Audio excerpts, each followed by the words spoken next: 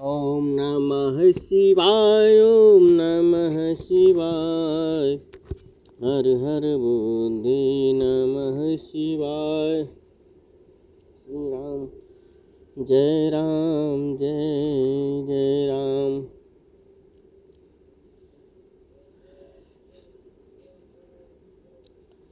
कृष्ण चंद्र यति तप करियो पुत्र प्राप्ति के हेतु, बिना पुत्र नहीं मोक्ष है तारक जग का सेतु।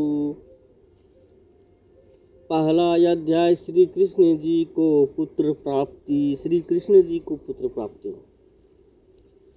श्री पार्वती जी के साथ क्रीड़ा विहार करता संसार चक्र के चालक भगवान शंकर जी नमस्कार हो।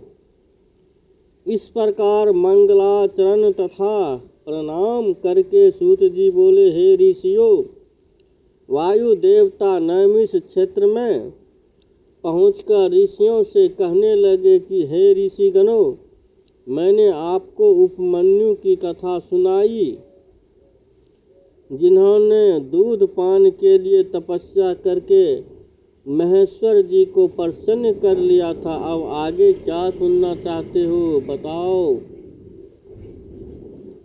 इतना सुनकर ऋषिगण बोले, धन्य हो सूत जी, अब आप कृपा करके यह सुनाइए। भगवान श्री कृष्णचंद्र जी ने उपमन्यु का दर्शन पाकर उनसे पशुपत व्रत करने की आज्ञा प्राप्त की थी, परंतु उस परम व्रत का ज्ञान उन्हें किस प्रकार हुआ।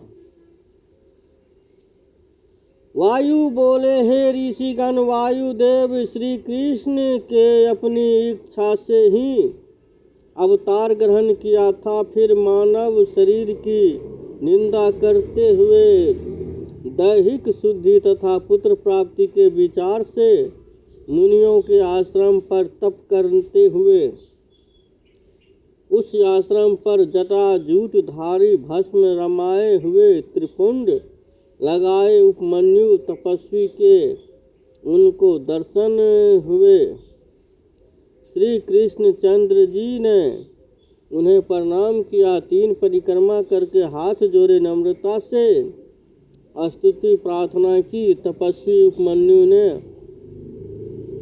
त्रायुयम जगन ने इस मंत्र द्वारा उनका भस्म का विलेपन किया। फिर 12 महीनों तक उसने उनसे पशुपत व्रत धारण कराया और उत्तम ज्ञान दिया। उस दिन से भगवान श्री कृष्ण जी उनके आश्रम पर निवास करने लगे।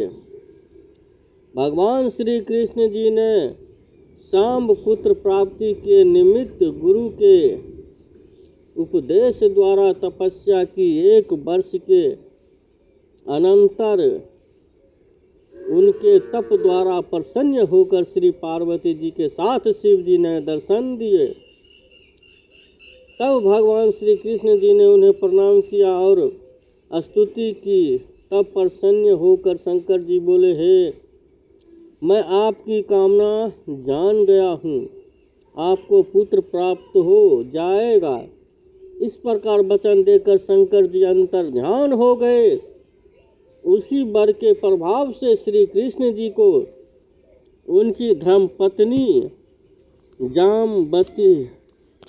जाम्बती द्वारा शाम्ब नामक पुत्र की प्राप्ति हुई।